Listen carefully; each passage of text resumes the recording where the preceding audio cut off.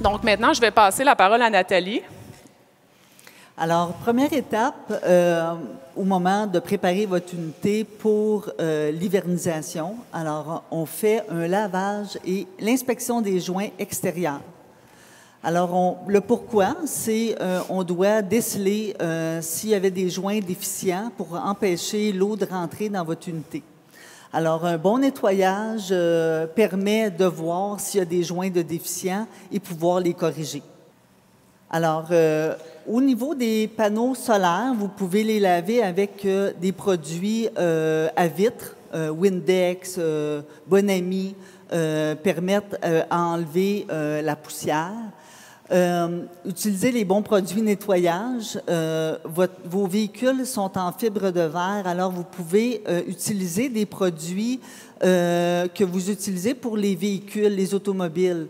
Même au même titre, la cire aussi. Cirer votre toit et les côtés permet de garder votre unité propre et protégée. Si tu me permets, Nathalie, je vais faire un petit retour en arrière sur l'importance d'inspecter les joints d'étanchéité. Les manufacturiers nous mentionnent qu'on doit vérifier les joints d'étanchéité 4 fois par année. C'est beaucoup, je le sais, mais un minimum de 3 fois, c'est essentiel. Un véhicule qui va sur la route, qui subit des mouvements au niveau du sol, le climat va jouer un gros rôle sur les joints d'étanchéité. Puis un joint qu'on inspecte aujourd'hui peut sembler beau, mais dans 3 mois, il peut commencer à être douteux. Donc, quand on voit un joint qui est douteux, c'est signe qu'on doit l'entretenir. Fait qu'on garde ça en tête, 4 fois par année. Moi, j'irais dans le 3 fois. Minimum avant l'hiver et après l'hiver.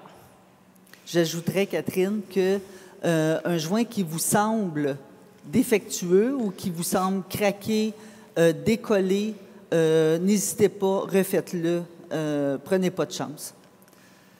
Alors, il faut inspecter les joints pour éviter les fuites. Utilisez les bons produits aussi pour la correction des joints. Vous avez le produit, un Dicar qu'on appelle dans le jargon du VR. C'est un produit, c'est un scellant qui est nivelant au niveau du toit. Alors, il s'écrase, il reste meuble, il reste flexible. Ça va ressembler un petit peu à une guimauve sec un peu quand vous allez y toucher, quand il va être vraiment sec. Il va niveler au niveau du toit. Et si vous voyez, après avoir bien nettoyé, jamais utiliser de produits nettoyage gras avant d'appliquer le scellant parce que le scellant n'adhérera pas.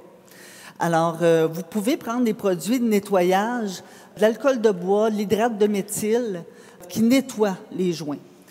Mais vous pouvez en rajouter aisément sur le joint qui est déjà déficient au niveau du toit parce qu'il va aller s'écraser, il va aller épouser le vieux joint et il va sécher puis il va calfeutrer correctement.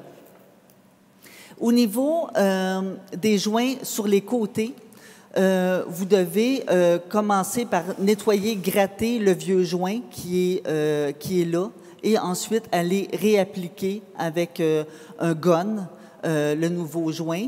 Qu'est-ce qu'il faut faire aussi pour pouvoir avoir une application qui est esthétique?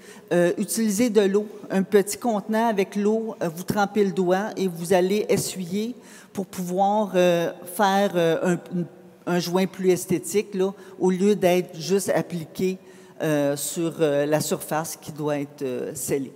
Donc, Nathalie, si je résume, en fait, on nettoie notre VR, on l'inspecte. Après ça, on corrige. Il ne faut pas oublier de vérifier le toit et les côtés et utiliser le scellant en conséquence de la composante. Comme Nathalie le mentionne, ce n'est pas le même scellant qu'on utilise au niveau du toit et au niveau des côtés. C'est ça. Puis, n'oubliez pas la cire. Si vous cirez votre VR avant l'hiver, c'est quand même une bonne idée. À ce moment-là, on fait la cire à la toute fin. Parce que si on fait une cire sur un VR et qu'on fait un joint d'étanchéité, l'adhérence, ça ne sera pas là. Donc, quand on parle de joints, Nathalie vous a parlé des joints d'étanchéité, du scellant, mais il y a aussi les joints d'étanchéité qui font les contours des extensions. Donc, ces joints-là, il ne faut pas oublier de les entretenir tout au long de la saison. C'est bien de le faire aussi avant l'hiver. Donc, ça, c'est toujours en continu de façon régulière. Quand on lubrifie un joint, un caoutchouc en fait, c'est une mousse non grasse qu'on utilise. Ça garde l'élasticité, ça permet aussi que le caoutchouc prenne sa position plus rapidement. Donc, quand on rentre et on sort le slide-out, il faut que le joint d'étanchéité soit bien déployé. Ce qui est bien aussi de faire, c'est aussi d'aller lubrifier de temps à autre là, les mécanismes, là, les tracks sur le côté de vos extensions, pour ceux qui en ont, le fameux système Shrintech avec du silicone sec. Là. On a les produits ici, là, qu'on vend à la boutique. C'est important d'utiliser le bon produit parce qu'on ne veut pas avoir des trucs qui sont gras au niveau des caoutchoucs, au niveau du système. Si vous désirez recevoir d'autres informations, abonnez-vous à notre chaîne YouTube. Merci et bon camping!